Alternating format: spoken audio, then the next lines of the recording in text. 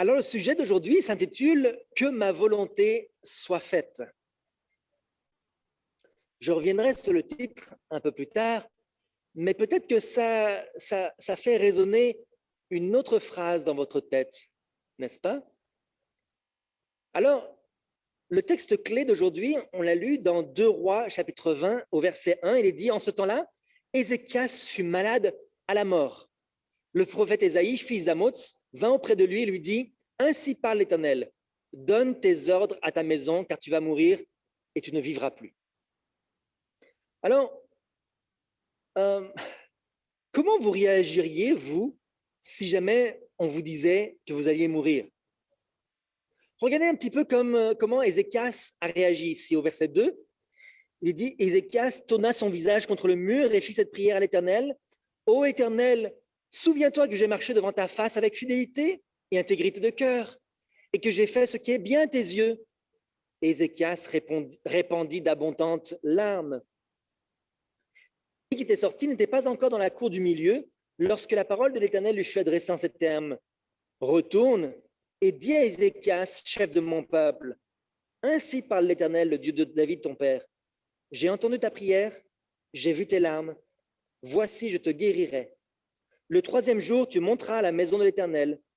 J'ajouterai à tes jours 15 années. Je te délivrerai, toi et cette ville, de la main du roi d'Assyrie. Je protégerai cette ville à cause de moi et à cause de David, mon serviteur. » Alors, il faut comprendre que Ézéchias était le roi donc, de Juda. Ézéchias était un très bon roi. Dans 2 Chroniques, il est dit que c'est la même histoire qui est racontée dans 2 Rois et dans 2 Chroniques, et on va le voir aussi dans Ésaïe. Donc, 3 fois, la même histoire est racontée 3 fois dans la Bible. 2 Rois, 2 Chroniques et dans Ésaïe. Et pourquoi cette histoire est racontée 3 fois? C'est qu'elle a une leçon importante pour nous. Alors, donc, Ézéchias, malheureusement, n'a pas suivi la volonté de Dieu. Dans 2 Chroniques, il est dit que Ézéchias ne répondit point aux bienfaits qu'il avait reçus, car son cœur s'éleva et la colère de l'Éternel fut sur lui. Donc, après sa guérison, ça n'a pas été forcément pour son bien. Alors, on va un petit peu analyser cette histoire-là et voir quelle leçon on peut avoir aujourd'hui pour nous. Premièrement, Ézéchias est hésitant. Dieu avait dit « Donne tes ordres à ta maison, car tu vas mourir et tu ne vivras plus. »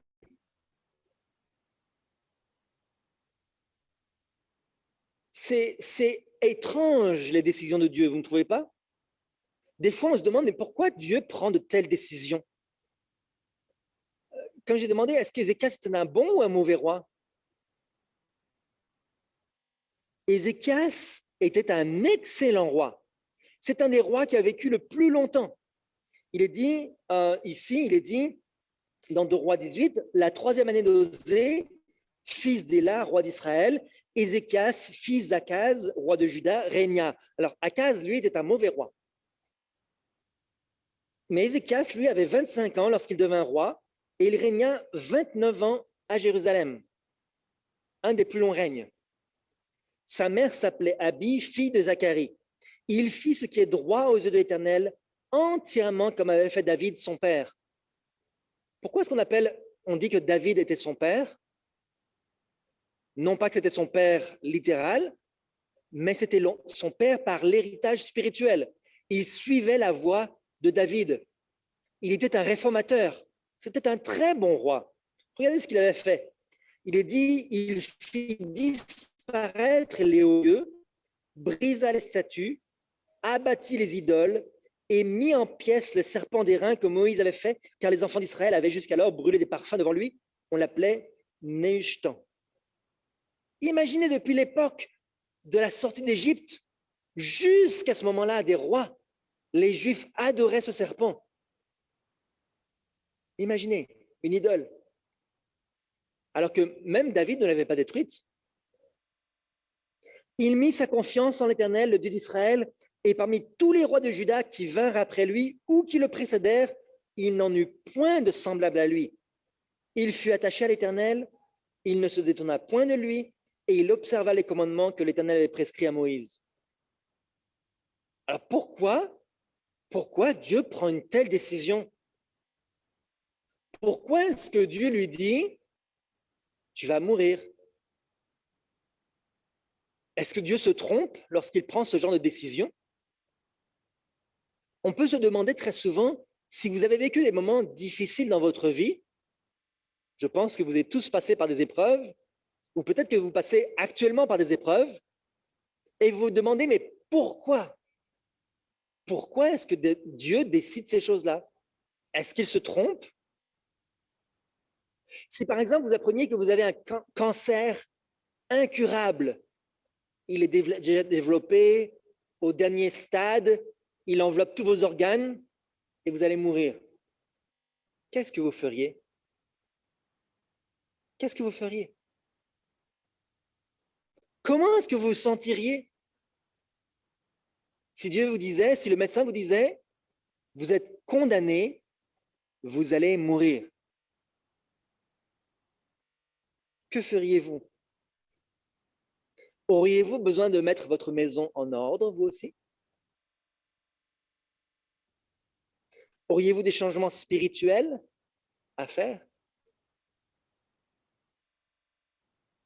Lorsque les membres de votre famille viendront récupérer vos affaires après votre mort, qu'est-ce qu'ils trouveront sous votre lit et dans les coins de la maison? Est-ce qu'il y a des choses qu'ils seront surpris de découvrir? Lorsqu'ils vont regarder vos finances, est-ce qu'ils seront choqués de voir comment vous avez administré vos finances? Comment vous avez utilisé votre argent? Ce que vous avez donné à l'église? Ce que vous avez donné aux pauvres? Combien de temps ça prendra pour mettre en ordre votre maison?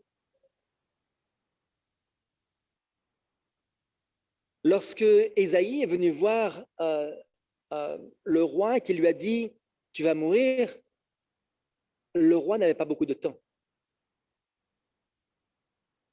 Le Seigneur nous a dit « Je reviens bientôt ».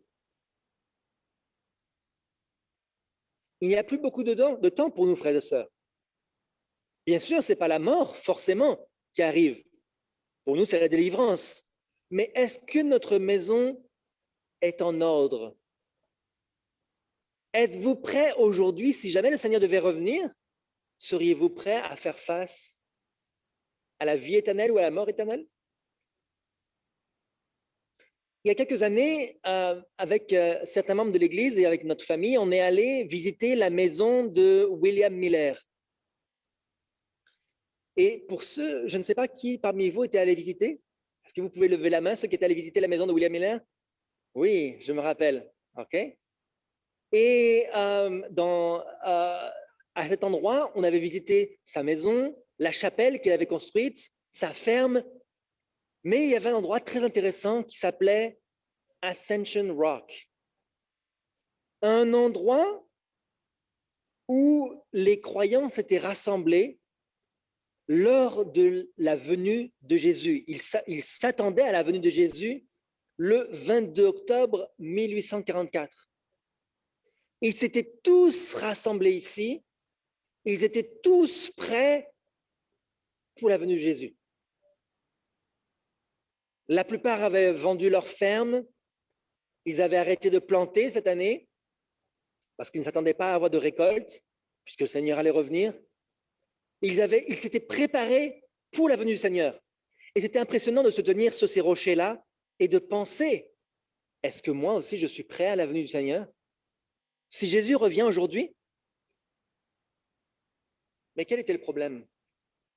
Le problème, c'est que le lendemain, le 23 octobre, tous ces gens-là qui s'étaient tenus sur le rocher étaient maintenant en train de se disputer. Ils se disputaient les uns les autres, ils accusaient Dieu, ils étaient en colère et ils se demandaient pourquoi le Seigneur n'était pas revenu. Est-ce que Dieu s'est trompé? Ils étaient prêts pour monter au ciel le 22 octobre. Et le 23 octobre, il n'était plus prêt. La préparation, frères et sœurs, que nous avons, est-ce que c'est une préparation superficielle ou une préparation profonde? Alors donc, lorsque Dieu nous donne un plan, lorsque Dieu nous donne sa volonté, très souvent nous disons, non Seigneur, que ma volonté soit faite. Et donc Ézéchias, lui, a dit, je veux vivre. On a lu ces versets, et il dit, Ézéchias tourna son visage contre le mur, verset 2, et il fit cette prière à l'Éternel. Ô Éternel, je ne veux pas mourir. Laisse-moi vivre. Je ne suis pas d'accord avec ton plan. Mon plan, je trouve que il est meilleur que le tien.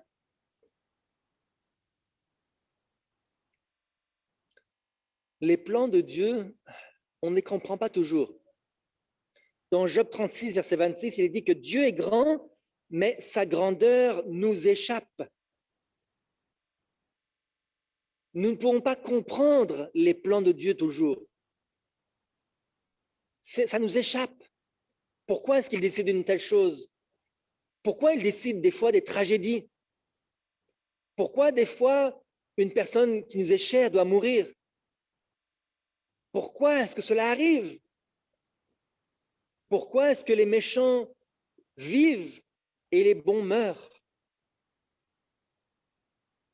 Dans 2 Corinthiens 4, versets 17 et 18, il est dit, car nos légères afflictions du moment présent, des fois elles ne sont pas si légères que ça, mais nos afflictions du moment présent produisent pour nous, au-delà de toute mesure, un poids éternel de gloire, parce que nous regardons non point aux choses visibles, mais à celles qui sont invisibles, car les choses visibles sont passagères et les invisibles sont éternelles.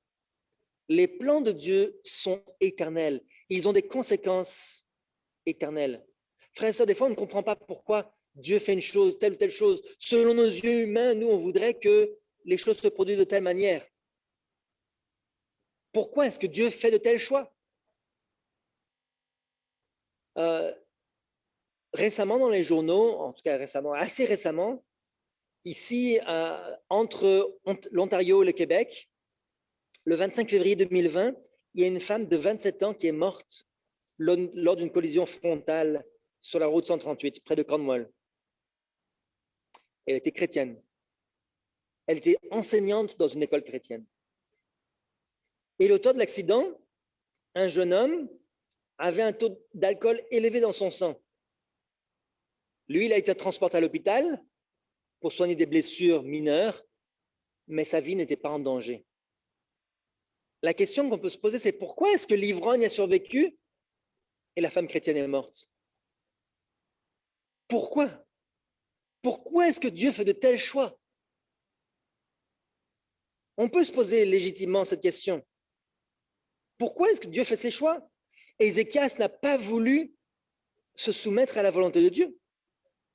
Il a dit, mais je suis un homme de bien. Pourquoi est-ce que moi je dois mourir? Qui va venir après moi comme roi pour diriger Israël? Est-ce que les rois après moi vont remettre de l'ordre dans le pays? Je suis un homme essentiel. Pour Dieu, je travaille pour lui. Pourquoi est-ce que Dieu va me supprimer au moment où je fais des réformes pour le peuple? Pourquoi est-ce que Dieu allait ôter un bon roi? Et tout le peuple d'Israël était présent, si l'esprit prophétique nous le dit, que tout le peuple de Juda était présent et s'assemblait auprès du roi en suppliant Dieu. Pourquoi est-ce qu'il doit être malade et doit mourir?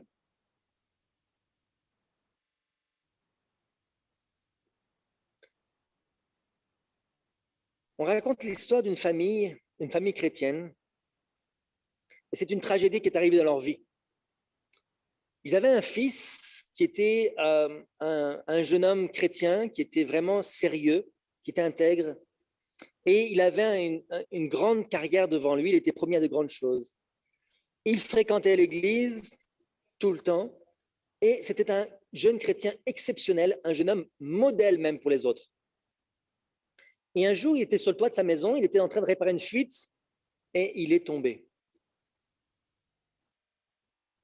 Et lorsqu'il est tombé, le médecin est venu voir ses parents en disant, il va mourir.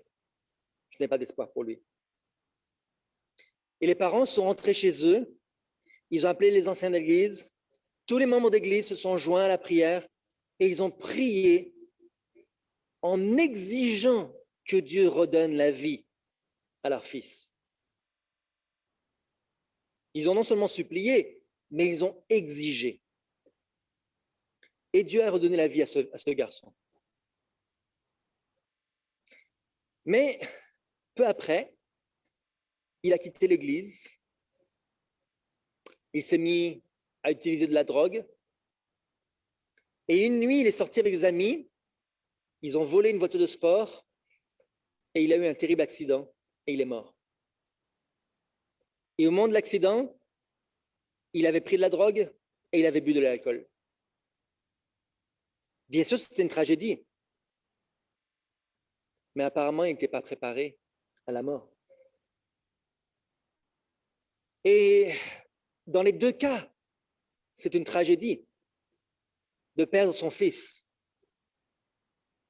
Mais la volonté de Dieu, on ne peut pas la comprendre. On ne sait pas pourquoi Dieu décide certaines choses. Mais vous ne croyez pas que ça aurait été mieux que le fils décède prêt pour le ciel?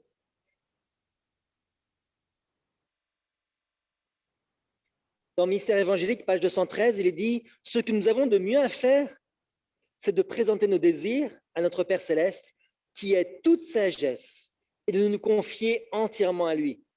Nous savons que Dieu nous entend si nous prions en accord avec sa volonté, mais il ne convient pas de lui adresser nos requêtes sans cet esprit de soumission. Nos prières ne doivent pas revêtir la forme d'un ordre, mais d'une intercession. » Et donc, dans le cas d'Ézéchias, Ézéchias, lui, a insisté. Il ne s'est pas soumis à la volonté de Dieu en disant que ta volonté soit faite. Il a dit non, Seigneur, je veux que ma volonté soit faite. Et donc Dieu a écouté. Dieu l'a guéri. Et Dieu a utilisé même une méthode naturelle pour le guérir. Il avait un ulcère. Dieu a utilisé une masse de figues en lui donnant ses instructions pour le guérir. Il aurait pu le guérir instantanément, mais il a choisi une méthode naturelle. Vous savez que les méthodes naturelles mettent plus de temps à fonctionner que les méthodes chimiques ou même que les miracles de Dieu. Et donc, Ézéchias était malade, était au lit pendant 3 jours. Dieu a donné 3 jours à Ézéchias pour avoir le temps de réfléchir. 3 jours pour planifier ce qu'il allait faire de ses 15 années de vie supplémentaires. Est-ce qu'il a beaucoup planifié pendant ces 3 jours?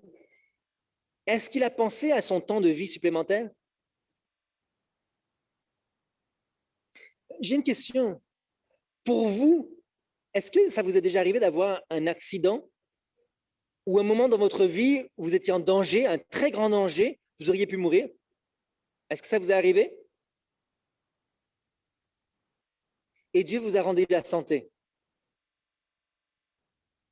Dieu vous a préservé. Qu'est-ce que nous faisons de ces années de vie supplémentaires? Je vous ai déjà raconté, il me semble, quand j'étais plus petit, enfin plus jeune, j'avais commencé un nouveau travail et j'avais 17 ans et je travaillais de nuit.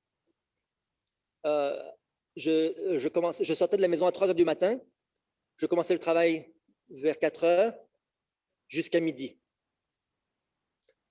Et j'étais très fatigué, comme vous pouvez le comprendre, parce que je travaillais une semaine le matin à partir de 4 heures à midi, la semaine suivante de 6 heures de midi jusqu'à 6 heures du soir. Non, de midi jusqu'à 8 heures du soir. Et donc, le travail était une semaine comme ça, c'était très fatigant. Et donc, je conduisais en voiture. Donc, j'avais 18 ans, pardon, pas 17 ans. Je conduisais en voiture et j'étais très fatigué le matin. Il n'y avait personne sur la route. La nuit était très noire, très sombre. Et c'était une route tout en virage, vraiment avec plein de virages très serrés. Et je me suis endormi sur la route. Et au volant, j'ai commencé à rêver. Et dans le rêve, j'ai entendu une voix qui m'a dit, réveille-toi, tu es du mauvais côté de la route. J'ai entendu cette voix-là. Mais la voix était dans le rêve, mais par contre, j'ai senti une main qui m'a saisi l'épaule et qui m'a secoué. Et la main n'était pas dans mon rêve.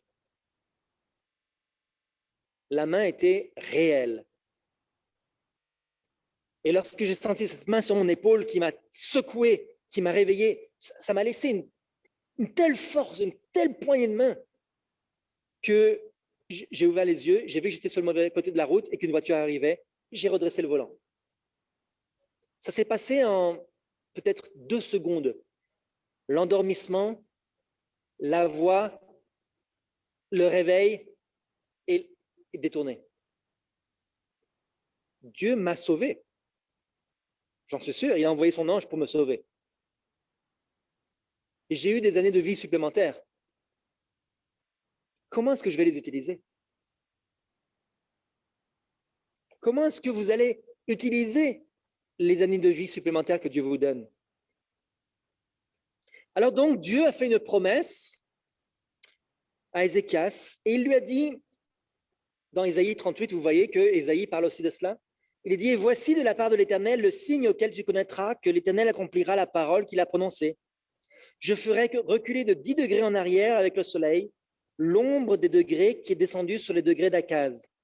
Et le soleil recula de 10 degrés sur les degrés où il était descendu. » Alors, les scientifiques aujourd'hui ont du mal à voir comment Dieu a pu faire ça. Est-ce que Dieu a bougé le soleil ou la terre? Oui, je le crois. Ce n'était pas juste localisé en Israël. Dans le monde entier, ça a été constaté, et un peu plus tard, on va voir que les Babyloniens l'ont remarqué. Alors donc, l'ombre, c'était plus facile pour que l'ombre avance de 10 degrés, et donc l'ombre a dû reculer de 10 degrés. Alors le texte ici fait mention de degrés. J'ai recherché un peu ce que ça voulait dire, ça, ces degrés. Parce qu'à l'époque d'Israël, il n'y avait pas encore de cadran solaire. D'accord? Les cadrans solaires n'avaient pas encore été inventés. Et qu'est-ce que ça voulait dire, ça, 10 degrés? Eh bien, la méthode qui était utilisée, c'est que les Assyriens avaient inventé ça. C'était une horloge basée sur le soleil aussi, mais qui utilisait des escaliers. D'accord? Donc, le mot degré, dans d'autres traductions, il est parlé de marche. Et en réalité, le mot ma'alot peut se traduire d'une façon ou d'une autre. Donc, ça désigne à la fois les degrés d'un cadran solaire, plus tard qui ont été utilisés, mais aussi les marches d'un escalier, avec une idée de monter en haut. Et donc, c'est pour ça que le psaume, par exemple, le psaume des montées, s'appelle le psaume Ma'alot. Et donc, on disait qu'on allait monter à Jérusalem, donc Ma'alot vers Jérusalem. En réalité, ce qui s'est passé, c'est que ces degrés-là, c'était les marches d'un autel. Lorsque le roi Akaz, donc le père d'Ézéchias, était allé à Damas, en Syrie, le père d'Ézéchias était un roi très païen qui aimait beaucoup aller observer et adorer d'autres idoles. Et donc, dans 2 Rois 16, il est dit que le roi Akaz se rendit à Damas au-devant de Tiglath-Pileser, le roi d'Assyrie. Et ayant vu l'autel qui était à Damas, le roi Akaz envoya au sacrificateur Uri le modèle et la forme exacte de cet autel. Le sacrificateur Uri construisit un autel entièrement d'après le modèle envoyé de Damas par le roi Akaz, et le sacrificateur Uri le fit avant que le roi Akaz fût de retour de Damas. À son arrivée de Damas, le roi vit l'autel, s'en approcha et y monta. Il fit brûler son holocauste et son offrande, versa ses libations et répandit sur l'autel le sang des sacrifices d'action de grâce. Donc, le roi Akaz voit un modèle de temple ou d'autel païen. Quelle est sa première pensée? Je veux la même chose en Israël. Et quel type d'offrande est-ce qu'il va faire? Les offrandes ne devaient pas être faites par le roi. Et les offrandes devaient être faites non pas sur un autel à l'extérieur du temple, mais dans le parvis, par les prêtres. Et donc, l'offrande qui est servie ici, qui est faite ici sur cet autel, c'est une offrande païenne. Et donc, le roi Akaz, pourquoi est-ce qu'il a envoyé les modèles exacts, avec les dimensions exactes? Parce que les marches de cet autel, c'était un autel qui était utilisé pour l'adoration du dieu soleil. Et les marches de l'autel étaient utilisées, j'ai une image ici, les marches de l'autel étaient utilisées pour calculer les heures. Puisqu'on adorait le dieu soleil, le soleil avançait et l'ombre avançait sur les marches. Et donc, tandis que l'on montait, le soleil annonçait l'heure, tandis que l'on montait en adoration au soleil, le soleil nous servait à nous indiquer l'heure. Et donc, au lieu de servir Dieu, il servait le Dieu soleil. Et Ézéchias, lorsqu'il avait détruit, vous voyez ici Ézéchias, lorsqu'il avait détruit toutes les idoles, tous les autels païens, n'avait pas détruit cet autel-là. Pourquoi? Parce que peut-être il lui avait trouvé une certaine utilité. Oh, il indique l'heure. Donc, c'est pas si mal. On va plus adorer le faux Dieu, mais on va laisser l'autel parce qu'il a une fonction utilitaire. C'est pas si grave. Ça nous donne l'heure. Est-ce que des fois, on ne trouve pas des raisons pour laisser des mauvaises choses dans notre vie en raisonnant intellectuellement, en se disant, mais c'est pas si grave que ça. On peut le tourner d'une bonne manière. Alors que c'était un autel pour le dieu soleil. Et donc, c'est pour ça que les ombres, comme on disait dans le verset, il était dit que les ombres étaient descendues sur les degrés d'Akaz. Donc, c'est cet autel-là que le roi Akaz avait construit pour le dieu soleil. C'est là qu'on avait mesuré l'heure. Et lorsque ce signe arrive et que dans le monde entier, les gens qui adoraient le soleil voient ce qui s'est passé, ils se disent, mais qui peut commander au soleil? Notre Dieu soleil est le plus grand des dieux. Qui peut commander à ce Dieu-là? Il dit dans 2 Rois, verset 20, verset 12, il dit en ce même temps, Bérodak Baladan, fils de Baladan, roi de Babylone, envoyait une lettre et un présent à Ézéchias, car il avait appris la maladie d'Ézéchias. Non seulement il avait appris la maladie, mais il avait appris aussi la guérison. Et donc, le fils du roi de Babylone, un des peuples les plus païens sur la terre, et qui, à cette époque-là, c'était les Syriens qui avaient la possession du monde, mais les Babyloniens allaient devenir plus tard la nation la plus puissante. Au lieu de témoigner, Ézéchias va parler de lui. Regardez ce qu'il est dit dans le prophète Zérois. Dans les vallées fertiles du Tigre et de l'Euphrate vivait une ancienne race qui, bien que soumise à la Syrie, était destinée à dominer le monde entier. Là se trouvaient des savants qui s'adonnaient à l'étude de l'astronomie, et lorsqu'ils constatèrent que l'ombre sur le cadran solaire, parce qu'eux avaient un cadran solaire, avait reculé de 10 degrés, ils furent stupéfaits. Quand leur roi, Bérodak Baladan, apprit que ce miracle avait eu lieu pour servir de signe au roi de Juda et que le Dieu du ciel l'avait guéri, il envoya des messagers à Ézéchias pour le féliciter de sa guérison et pour connaître davantage, si possible, le Dieu qui était capable de si grandes merveilles. Une occasion formidable de témoigner. Ces messagers du monarque qui régnait dans un pays lointain offraient à Ézéchias l'occasion inespérée de magnifier le Dieu vivant. Comme il lui était facile, en effet, de parler à ces gens du Créateur de tous les êtres vivants, grâce auxquels sa vie avait été prolongée, alors que tout espoir était perdu? Quelle transformation remarquable aurait été opérée si ces hommes venus des plaines de Chaldée et à la recherche de la vérité avaient été amenés à reconnaître la souveraineté suprême du Dieu vivant? Imaginez l'influence sur le monde entier des émissaires du roi qui peuvent convertir un peuple tout entier. La seule raison pour laquelle Israël était un peuple choisi par Dieu, c'est parce qu'Israël était au carrefour de toutes sortes de civilisations. Israël se trouve à l'intersection de tous les grands peuples de l'histoire. Israël n'est pas un grand peuple. Il était juste au bon endroit, au bon moment. Et Dieu l'a utilisé pour qu'il puisse répandre la bonne nouvelle autour de lui. Et au lieu de ça, Ézéchias a décidé d'être orgueilleux. Et vous savez ce qu'il a fait? Ézéchias a montré toutes ses richesses, toutes les richesses du temple, son trésor, son royaume. Il a parlé de lui et de lui. C'est comme si Steve Jobs ou Bill Gates venaient à l'église un sabbat.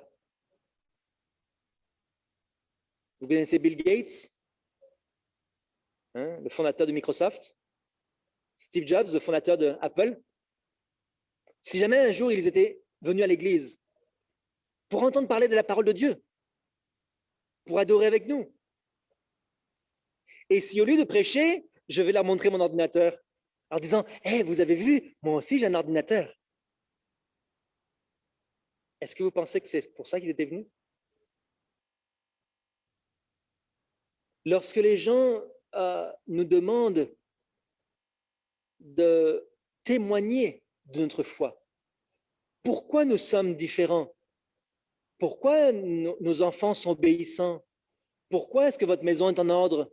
Pourquoi est-ce que vous avez retrouvé la santé? De quoi est-ce que nous parlons? Lorsque vous avez des invités chez vous, est-ce que vous leur montrez vos richesses, les choses que vous savez faire?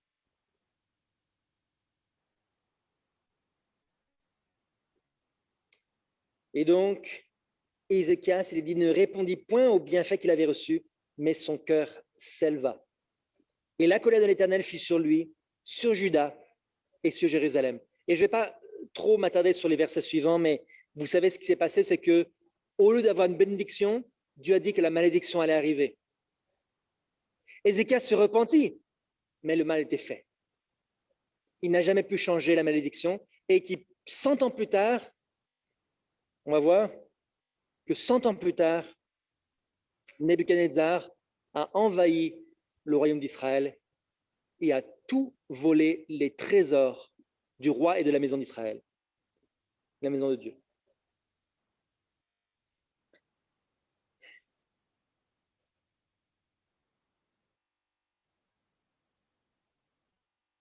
Une dernière chose encore. Un héritage terrible. C'est qui a succédé? Qui était le roi suivant? Manassé. Quel type de roi était Manassé? Son fils. Il est dit, verset 3, il dit, j'enverrai contre eux, donc c'est Dieu qui parle, j'enverrai contre eux 4 espèces de fléaux, dit l'Éternel. L'épée pour les tuer, les chiens pour les traîner, les oiseaux du ciel et les bêtes de la terre pour les dévorer et les détruire. Je les rendrai un objet d'effroi pour tous les royaumes de la terre à cause de Manassé, fils d'Ézéchias, roi de Juda, et de tout ce qu'il a fait dans Jérusalem. Manassé était un fils terrible, un fils qui n'a pas servi Dieu. C'était un des pires rois qui ait jamais gouverné. Il a régné 55 ans, le plus long de tous les rois, de 696 à 641 avant Jésus-Christ. Et non seulement il a encouragé le mal, mais il a découragé le bien. Les quelques fidèles qui restaient ont été persécutés. Il a rabaissé le niveau du peuple, il s'est uni au monde et il a essayé de s'unir au monde. Et la leçon qu'on peut en tirer, c'est que lorsque l'Église commence à agir comme le monde, à s'habiller comme le monde, à avoir la même musique que le monde, à avoir les mêmes standards du monde, on recule, comme l'ombre a reculé sur le cadran d'Ézéchias. Il est temps pour nous de maintenir un standard élevé. Alors, pourquoi Dieu a permis que Manassé soit roi? Pourquoi est-ce que Dieu a voulu qu'il soit roi et pourquoi est-ce que Dieu a permis sa naissance? Pourquoi est-ce qu'il n'a pas empêché de naître? Est-ce que vous saviez c'est exactement ce que Dieu aurait voulu faire? Quel âge avait Manassé lorsqu'il a commencé à régner? Manassé avait, il est dit, 12 ans lorsque son père est mort et qu'il est devenu roi. Combien d'années est-ce que son père avait reçu? Combien d'années est-ce qu'Ézéchias avait reçu en plus? Combien d'années, rappelez-moi? 15 ans. 15 ans de vie supplémentaire. Durant ces 15 ans de vie supplémentaire, qu'est-ce qu'Ézéchias a fait? Il a fait un enfant. Et quel type d'enfant? Dieu avait essayé d'empêcher cet enfant. Mais Dieu ne nous force pas. Il a un plan. Mais il ne nous force jamais. Mais Dieu avait empêché toutes ces années, 55 années de misère pour le peuple d'Israël, d'éloignement de Dieu. Si Ézéchias était soumis à Dieu, son fils ne serait pas né. Le peuple aurait été laissé avec une bonne impression. L'erreur n'aurait pas été faite auprès du peuple de Babylone. La raison pour laquelle il est né, c'est parce qu'Ézéchias a refusé de se soumettre à la volonté de Dieu. Alors, comment est-ce qu'on doit faire? Lorsque Dieu nous dit, voilà ma volonté, comment est-ce qu'on doit prier? Je vous avais dit au début que le titre de cette étude allait nous rappeler quelque chose. Dans Luc, verset 22, verset 42, il est parlé de Jésus lorsqu'il était sur la montagne des Oliviers et qu'il suppliait son Père de venir à son aide. Il disait, Père, si tu voulais éloigner de moi cette coupe, toutefois que ma volonté ne se fasse pas, mais la tienne. Non pas ma volonté, mais ta volonté, Seigneur. Par exemple, si on dit, Père, je ne veux pas de ce cancer, je ne veux pas de ce problème, ben, si tu ne l'enlèves pas, c'est pas grave, c'est ta volonté. Et je vais m'y soumettre. C'est ça la position qu'on doit avoir en toute chose. Heureusement, Dieu est miséricordieux, Dieu est compatissant, Dieu peut faire de grandes choses. Même si Manassé était un roi terrible, finalement, au bout des 55 ans de règne, quand il a été capturé par les Assyriens, il a été enchaîné, emprisonné. Alors, dans ces moments de détresse, il s'est humilié et il se repentit.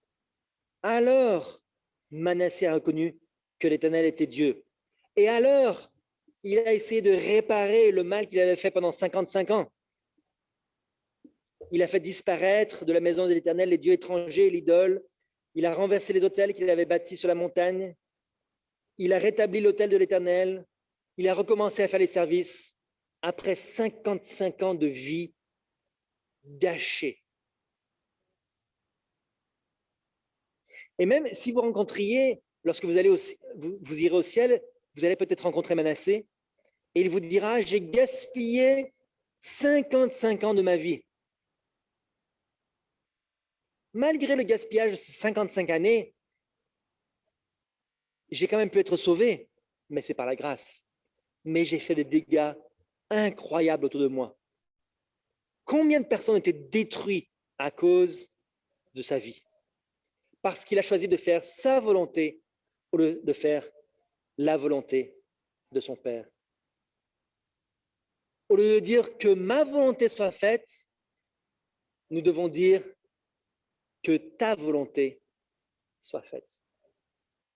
C'est mon vœu, ma prière, que nous puissions chaque jour avoir cette même prière. Seigneur, que ta volonté soit faite sur la terre comme au ciel. Dans ma vie, autour de moi, dans mon foyer, dans ma famille, que ta volonté soit faite.